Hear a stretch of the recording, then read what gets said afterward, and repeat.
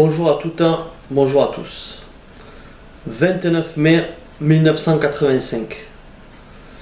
Ce soir-là, aux yeux de l'Europe, aux yeux du monde entier, se joue un drame. En effet, ce jour-là, c'est la finale de la Coupe d'Europe des clubs champions qui oppose le Liverpool FC à la Juventus de Turin. Dans ce numéro 1 de drames et faits divers dans le football, il m'a paru légitime de commencer par un des plus terribles drames de l'histoire de notre sport. On va tenter de raconter ça du mieux possible. Donc retour sur l'avant, sur le pendant et sur l'après de ce 29 mai 85, de ce fameux Juventus Liverpool. Ce jour-là, le foot a été assassiné, comme le titrait le journal L'Équipe sur toute sa une. 39 morts, quelques 200 blessés, les chiffres disent l'horreur que fut ce mercredi 29 mai 1985. Pourtant, cette soirée de printemps s'annonçait somptueuse. La finale de la plus prestigieuse des Coupes d'Europe, opposant ces deux géants qui étaient déjà la Juventus de Turin et Liverpool. Et personne n'imaginait que le lieu choisi pour les retrouvailles allait devenir un nom maudit dans le football, le Heysel. Bien sûr, rien ne laissait présager ce drame et son ampleur. Pourtant, le hooliganisme venu d'Angleterre n'était pas un phénomène nouveau. Il préoccupait les esprits depuis quelques saisons déjà. J'avais même adressé un mémoire à mes supérieurs sur le sujet, se rappelle Gerhard Tegner, à l'époque secrétaire général adjoint de l'UEFA. On s'exposait trop et on faisait bien trop confiance aux organismes sur place. À la demande de l'UEFA, des représentants de l'Union belge de football et de la police s'étaient bien rendus 2 semaines auparavant à Rotterdam, où se déroulait la finale de la Coupe des Coupes opposant le Rapid de Vienne à Everton, l'autre club de Liverpool. Ils avaient même fait le déplacement en Angleterre pour rencontrer police et supporters locaux. Ils s'étaient laissés convaincre qu'il n'y aurait pas de problème, explique Gerhard Tegner.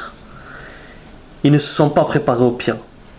Et à Bruxelles, ce fut le pire. Dans le restaurant du Cygne, où l'UEFA organisait son traditionnel déjeuner en l'honneur de l'événement, en présence des officiels des 2 équipes et des autorités belges et bruxelloises, Jacques Georges, son président, qui sentait bien les choses, insistait en conclusion de son discours. Il faut absolument que, pour le football, la finale de ce soir se déroule de manière exemplaire.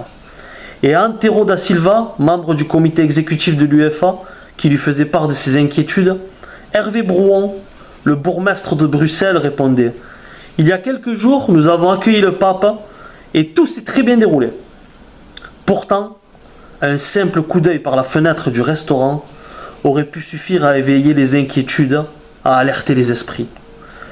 La célèbre grande place de Bruxelles était devenue une autre place rouge, envahie qu'elle était, comme tout le centre-ville, par les supporters des Reds. Gerhard Tegner raconte: elle était couverte de milliers de jeunes, avachis, couchés, buvant les bières qu'ils sortaient de caisses posées à côté d'eux, achetées au drugstore du coin. La police était là, tout autour, et laissé faire. Elle n'est pas intervenue, n'a interpellé personne. Elle a laissé tous ces gens-là, imbibés d'alcool, se rendre au stade. Aujourd'hui encore, je m'interroge. Comment a-t-on pu laisser faire ça? L'implacable mécanisme de la tragédie est en marche. Personne ne saura plus l'enrayer. 2 heures avant le coup d'envoi, les travées du SL sont encore bien vides, sauf celle du secteur Y, réservé aux Anglais, celui de la catastrophe. Le secteur Z, voisin, qui devait être belge, se remplit au fil des minutes d'Italiens. Les billets avaient été revendus aux supporters turinois ou achetés par des Italiens émigrés pour leur famille. Les autorités belges ne l'avaient pas imaginé. Quelques policiers, trop peu nombreux, ne purent pas grand-chose quand les premières échauffourées commencèrent. J'ai dit qu'il fallait plus de policiers, raconte encore Gerhard Tegner. Je suis allé sur la piste, au pied de cette maudite tribune, demander à ce que l'on renforce le contingent. Il aurait fallu au moins 200 policiers, ils n'étaient même pas une dizaine. Et personne ne bougeait. Ils attendaient les ordres. Plus tard, j'ai su que policiers et gendarmes avaient la responsabilité de secteurs séparés, mais n'avaient pas de commandement supérieur unique. Qu'ils n'avaient pas de pile dans leur talkie-walkie. C'est incroyable. C'était une défaillance totale. On tournait en rond, impuissant, et vous connaissez la suite. La suite, en ce 29 mai 1985, à l'heure où devait être donné le coup d'envoi d'un match de football, la mort était passée. Avec violence. À coups de pierre, de bouteilles, de barres de fer, de hampes de drapeaux, de tout ce qui leur tombait sous la main, les hooligans de Liverpool assaillaient les Italiens.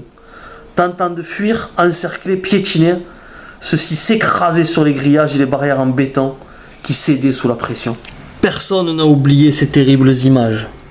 Alors que les premiers policiers, casqués et matraques en main, arrivaient enfin, que les premiers corps étaient allongés sur la piste, que les femmes des officiels étaient ramenées à leur hôtel, se tenait dans le stade une réunion de crise. Hervé Brouon, Jacques Georges et Hans Bankerter, le secrétaire général de l'UEFA, Louis Wouters de la Fédération belge, posent aux responsables de la gendarmerie et de la police cette question. Êtes-vous en mesure de faire évacuer le stade? Impossible, leur répond-on. Il faut jouer à tout prix, martèle Jacques Georges. Lâcher ces gens-là dans Bruxelles, c'est faire courir un risque mortel à la ville entière. Les capitaines des 2 équipes sont convoqués, mais beaucoup de joueurs ne sont pas chauds pour jouer. Fallait-il vraiment disputer cette finale dans un tel contexte? Se demande encore aujourd'hui Gerhard Tegner. Pour sauver la situation, je le pense. Je crois que les joueurs aussi l'ont compris ainsi. Le pénalty que transformait Michel Platini à la 57e minute et qui donnait la victoire à la Juventus n'a pas grande importance.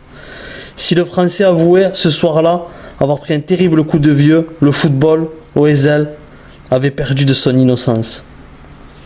De par son développement, il avait dépassé certaines limites, dit encore Gerhard Tegner.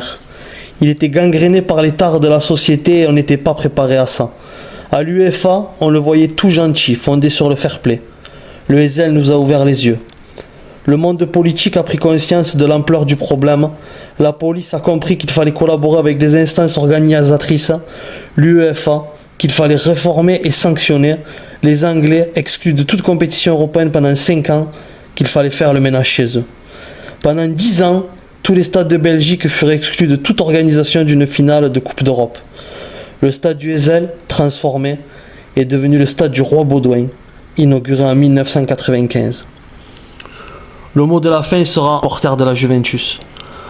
Ce soir, ce n'est pas la Juventus qui a gagné 1-0, c'est le football qui a perdu 39-0, référence aux 39 décès du drame du Ezel.